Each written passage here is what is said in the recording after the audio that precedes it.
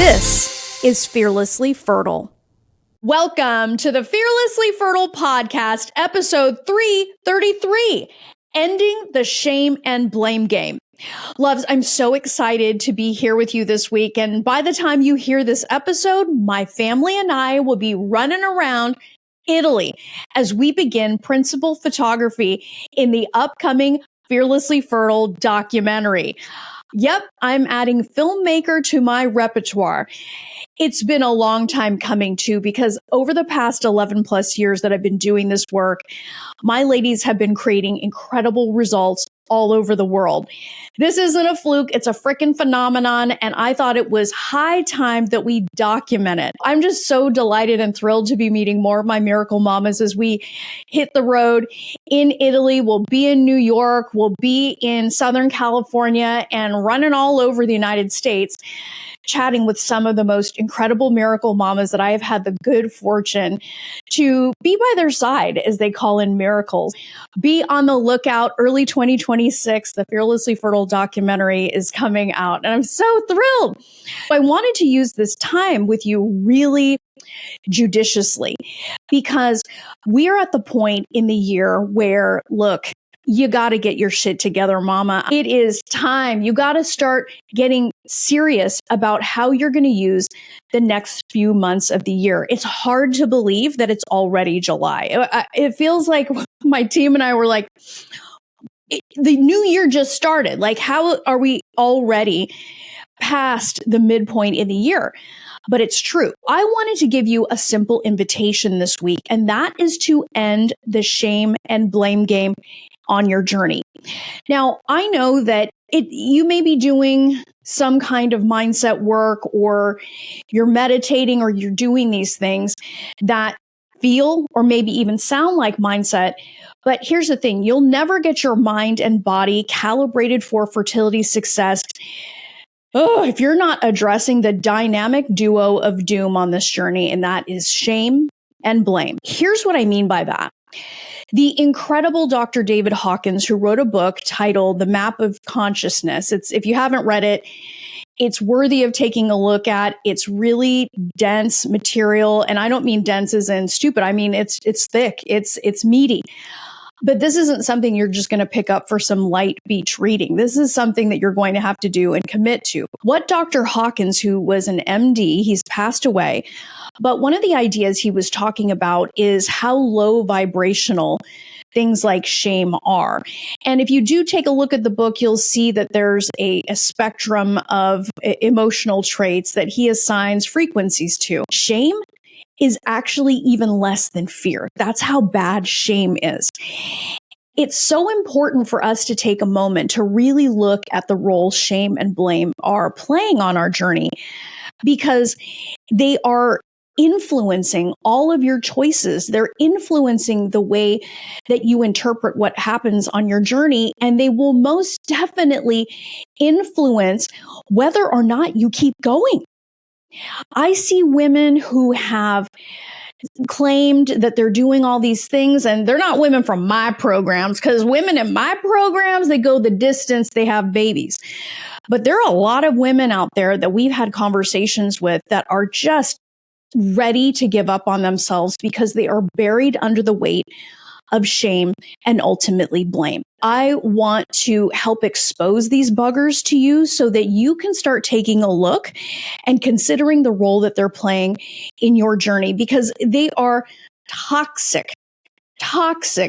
And you'll pick up Dr. Hawkins's book if you want to, but you'll see shame is at a level 20. That's the lowest on the scale of consciousness that he created.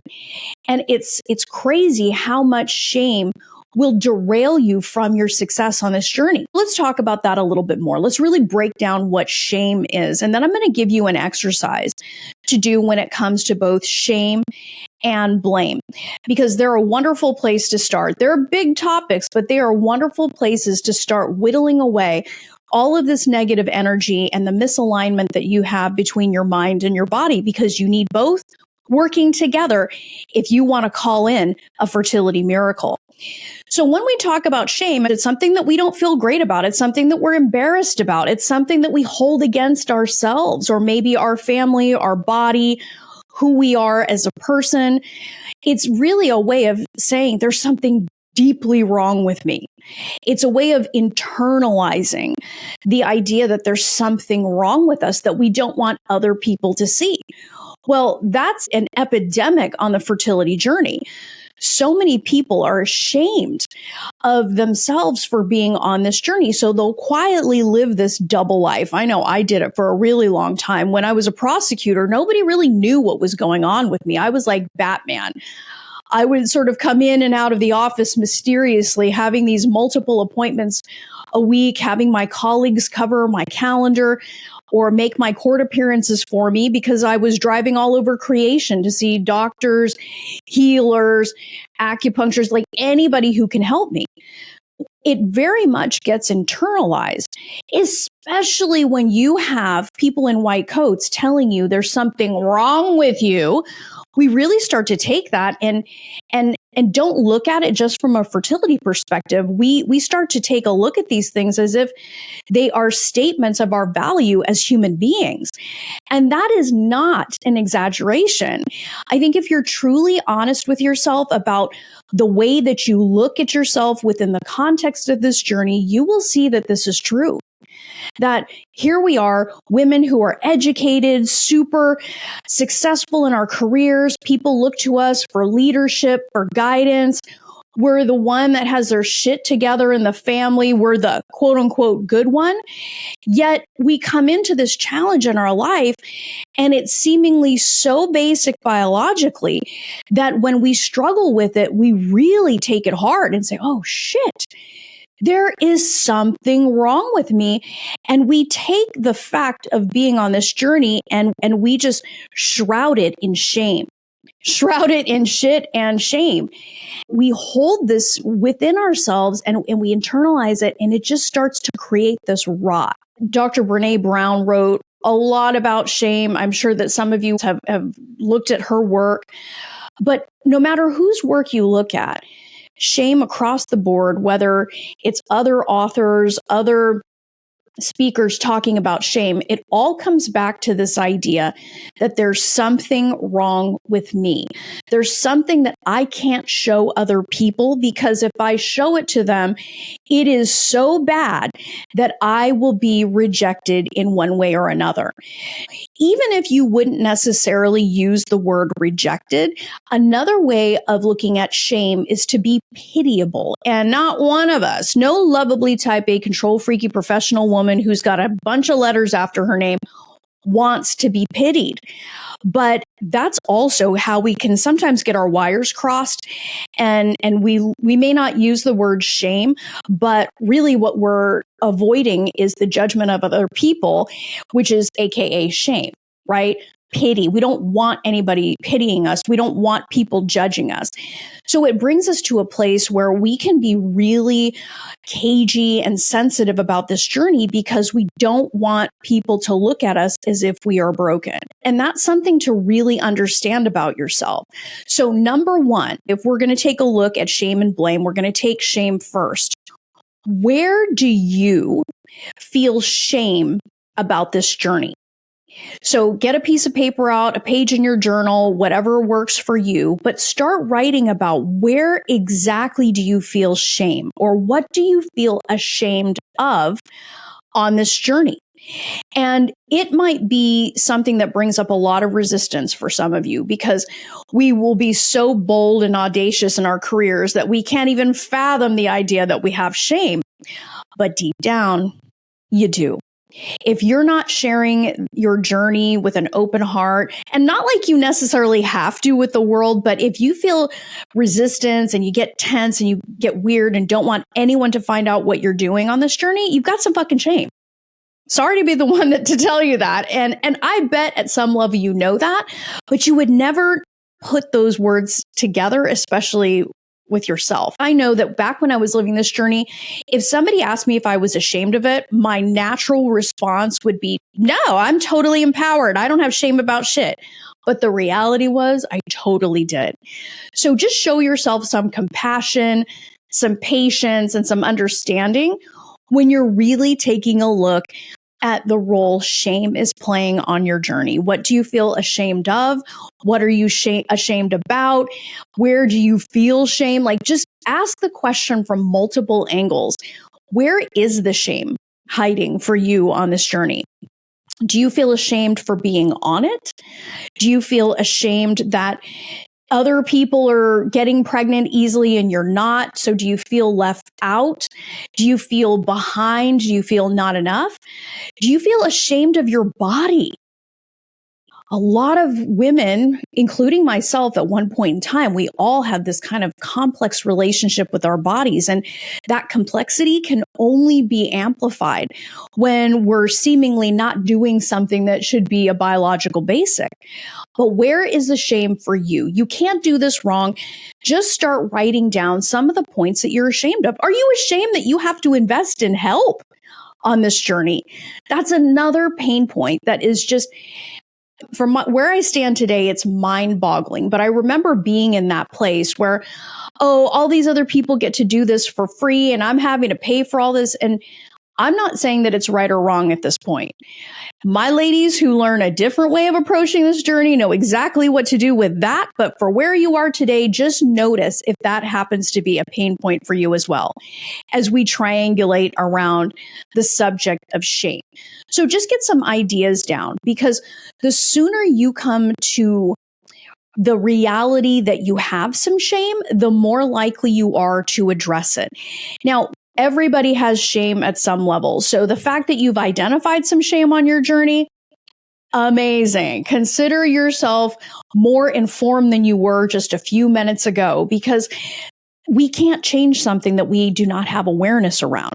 So the point and the entry level for change is going to be awareness. It's amazing that you are now aware that you have some shame on your journey.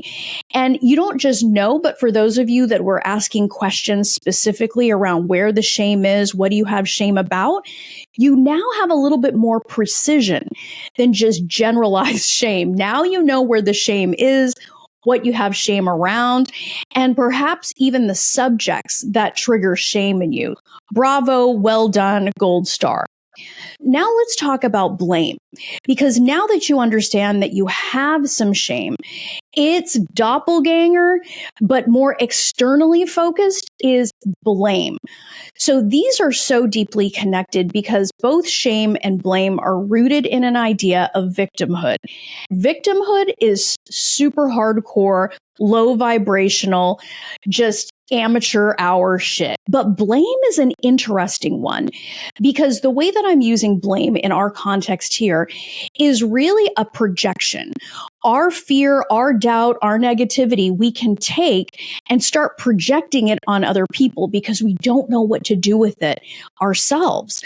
We blame doctors, we blame coaches, we blame our parents, we blame our partner, we blame our friends. Like, sometimes the pain of this journey is so crazy that the only way that we know how to deal with it is by blaming everybody else.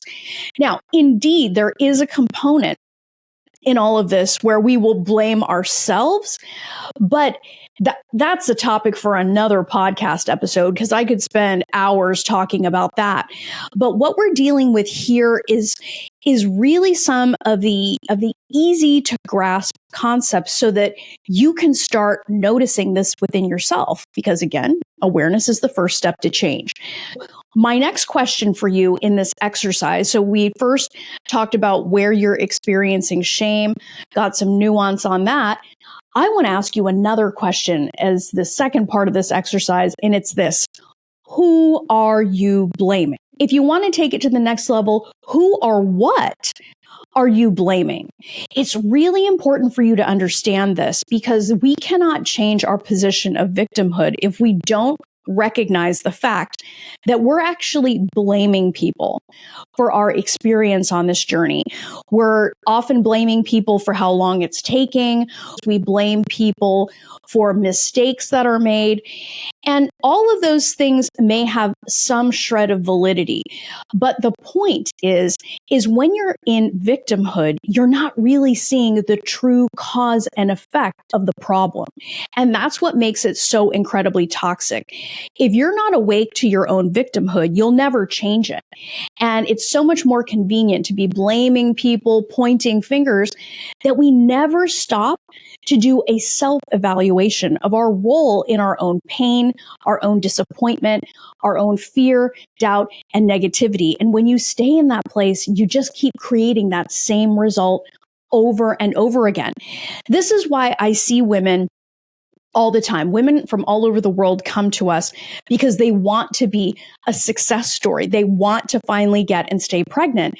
But what they can't see are the blind spots that their mind is having them circulate over and over and over again.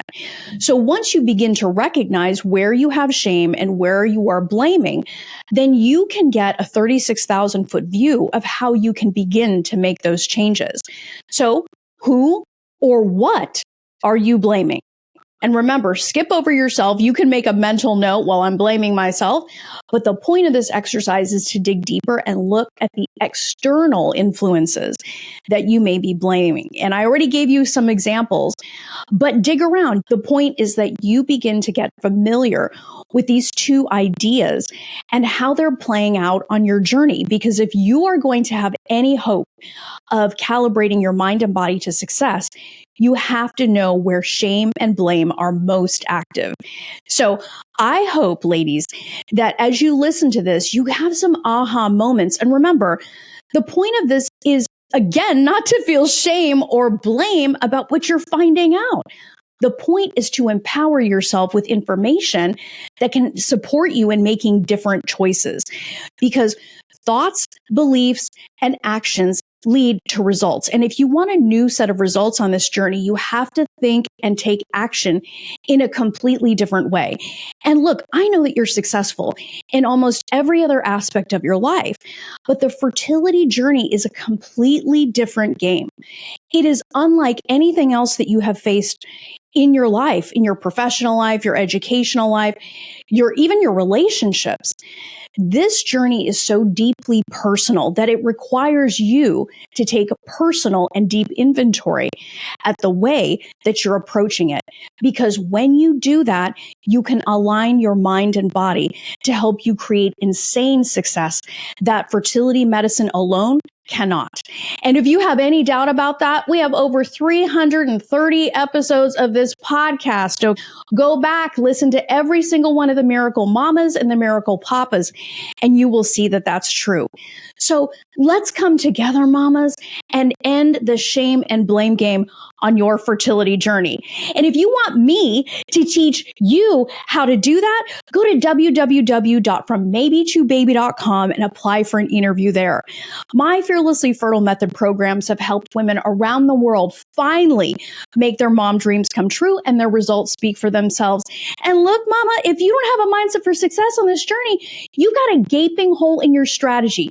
You cannot out-treat, out-diet, out-supplement, or out-yoga pose a shitty mindset. Fertility treatment alone is nothing without you. So go to www.frommaybe2baby.com. Till next time, change your mindset, change your results. Love this episode of the Fearlessly Fertile podcast? Subscribe now and leave an awesome review. Remember, the desire in your heart to be a mom is there because it was meant for you. When it comes to your dreams, keep saying hell yes.